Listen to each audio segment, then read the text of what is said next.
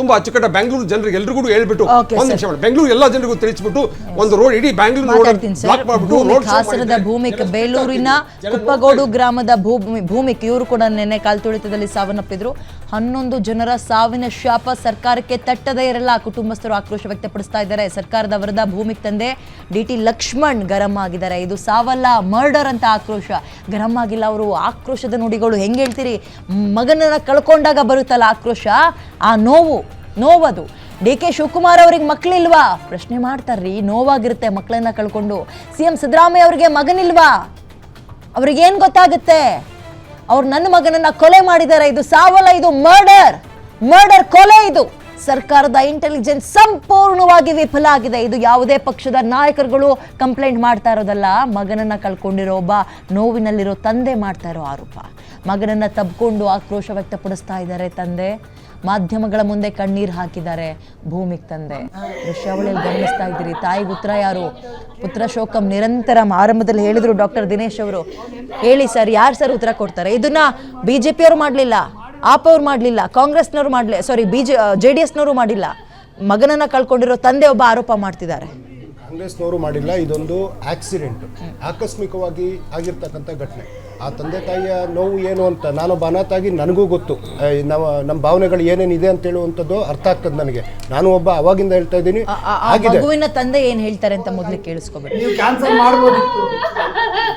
ಇದು ಶಾಪ ನಿಮಗೆ ತಟ್ಟೆ ಬಂದ್ರಿ ಅಂತ ಹುಡುಗ ಅಂತ ಹೇಳಿ ಕೇಳಿ ನೋಡಿ. ಕಾಲೇಜಿಂದ ಹಿಡಿದು ಸ್ಕೂಲ್ವರೆಗೂ ಕೇಳಿ ನೋಡಿ ಅವ್ನು ಎಂತ ಹುಡುಗ ಅಂತ.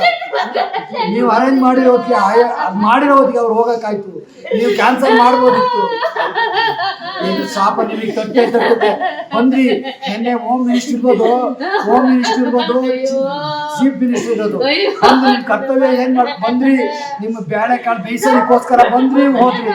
ಅದಲ್ಲ, ನನ್ನ ತಂದೆ ತಾಯಿಯ ನನ್ನಂತ ಎಷ್ಟೊಂದು ತಂದೆ ತಾಯಿಗಳ ನೋವನ್ನ ನಿಮಗೆ ಯಾವಾಗ ತಟ್ಟುತ್ತೆ?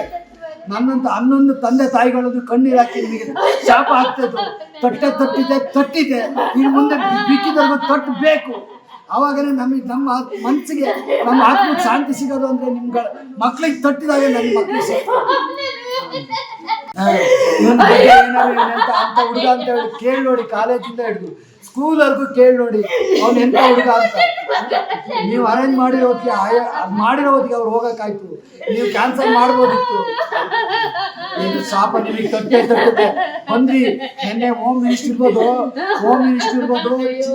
ಚೀಫ್ ಮಿನಿಸ್ಟರ್ ಇರೋದು. ನಿಮ್ ಕರ್ತವ್ಯ ಏನ್ ಬಂದ್ರಿ? ನಿಮ್ಮ ಬೇಳೆ ಕಾಳು ಬೇಯಿಸೋದಕ್ಕೋಸ್ಕರ ಬಂದ್ರಿ, ಹೋದ್ರಿ. ಅದಲ್ಲ, ನನ್ನ ತಂದೆ ತಾಯಿಯ ನನ್ನಂತ ಎಷ್ಟೊಂದು ತಂದೆ ತಾಯಿಗಳ ನೋವನ್ನ ನಿಮಗೆ ಯಾವಾಗ ತಟ್ಟುತ್ತೆ? ನನ್ನಂತ 11 ತಂದೆ ತಾಯಿಗಳದ್ದು ಕಣ್ಣೀರು ಹಾಕಿ ನಿಮಗೆ ಶಾಪ ಆಗ್ತದೆ. ತಟ್ಟಿದೆ. ಇನ್ನು ಮುಂದೆ ಬಿಕ್ಕಿದವ್ರಿಗೂ ತಟ್ಟಬೇಕು. ಆವಾಗಲೇ ನಮ್ಮ ಮನಸ್ಸಿಗೆ, ನಮ್ಮ ಆತ್ಮಕ್ಕೆ ಶಾಂತಿ ಸಿಗೋದು. ಅಂದ್ರೆ ನಿಮ್ಗಳ ಮಕ್ಳಿಗೆ ತಟ್ಟಿದಾಗ ನನ್ನ ಮಕ್ಳಿಗೆ